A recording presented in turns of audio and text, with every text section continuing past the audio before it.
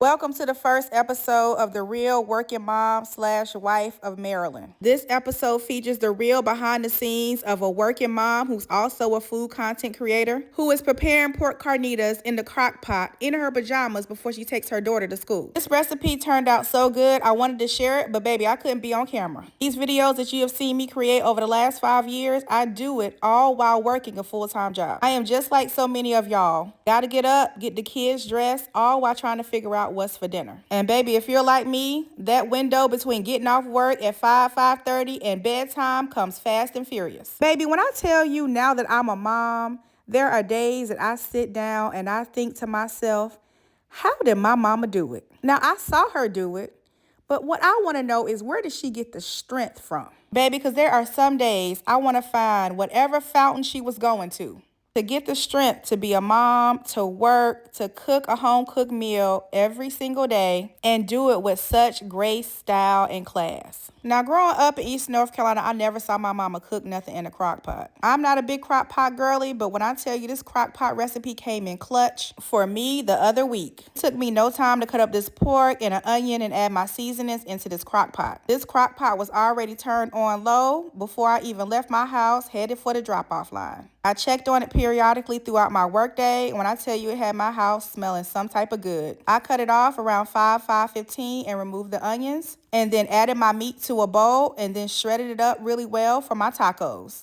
I feel like as a food content creator and social media influencer, it's important to be transparent. So consider this my transparency post. Everything that I cook is not a big Southern comfort meal. There are days where I make quick and easy meals like this. There are also days where I go in my freezer and I get some of my favorite Trader Joe's finds. And then there are days where I have been so busy at work and I had not even thought about what we're going to eat for dinner, and I find myself in somebody's drive-thru.